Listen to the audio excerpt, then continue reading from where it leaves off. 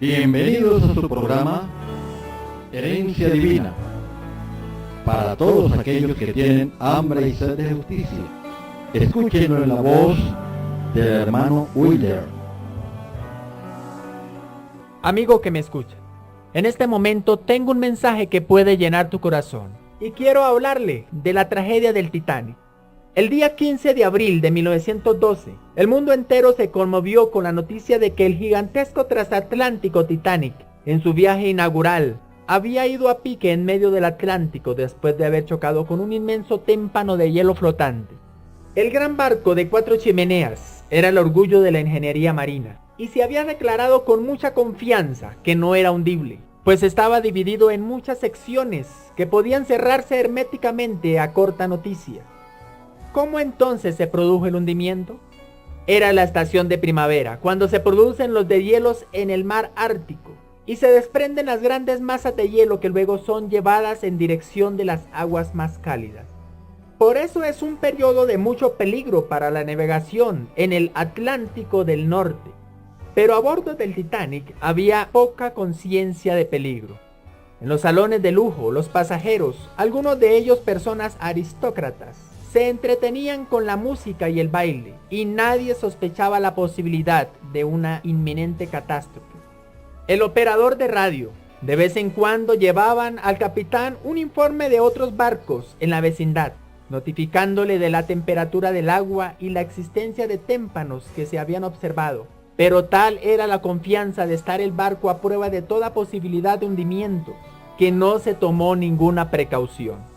Rodeado de témpanos, en una noche oscura, el barco seguía su rumbo a una velocidad de 21 nudos y medio, hasta llegar el momento en que el vigilante desde su puesto de observación en el mástil viese con espanto el inmenso témpano que se presentaba directamente por la proa.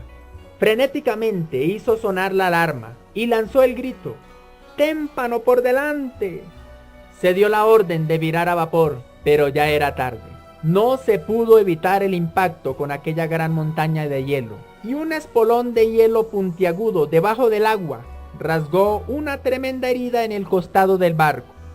Dentro de 3 horas, el magnífico Titanic, en el cual los hombres habían cifrado sus mejores esperanzas, levantó su popa hacia el cielo, sus hélices en el aire, y se deslizó por las aguas heladas hasta el fondo del océano, con 1.600 almas a bordo, hasta que el mar entregue los muertos que hay en él. En el libro de Apocalipsis, en el capítulo 20, versículo 13, nos dice las Sagradas Escrituras: y el mar entregó los muertos que habían en él, y la muerte y el infierno entregaron los muertos que habían en ellos, y fueron juzgados cada uno según sus obras. Ahora bien, ¿qué lecciones puede proporcionarnos la triste historia del Titanic?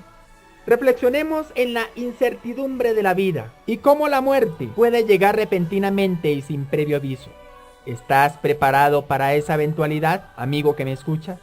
La Biblia dice en la segunda carta del apóstol Pablo, en el capítulo 6, versículo 2 de Corintios: he aquí ahora el tiempo aceptable, he aquí ahora el día de salvación. De manera que el asunto de la salvación jamás debe postergarse para una oportunidad que puede no llegar.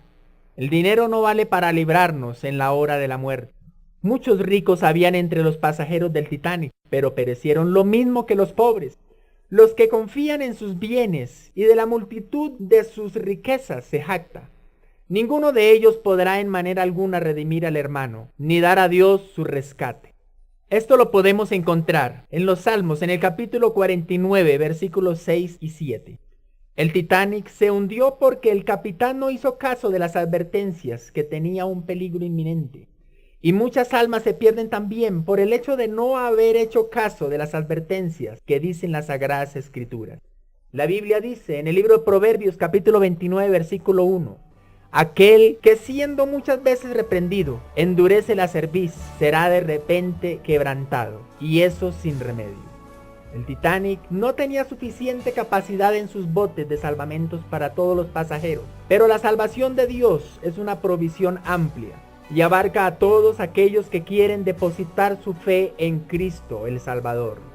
Esto lo podemos encontrar en el Santo Evangelio según San Juan, capítulo 3, versículos 16 y 17, donde nos dice: porque de tal manera amó Dios al mundo, que ha dado a su Hijo unigénito, para que todo aquel que en él cree no se pierda, mas tenga vida eterna. Porque no envió Dios a su Hijo al mundo para condenar al mundo, sino para que el mundo sea salvo por él.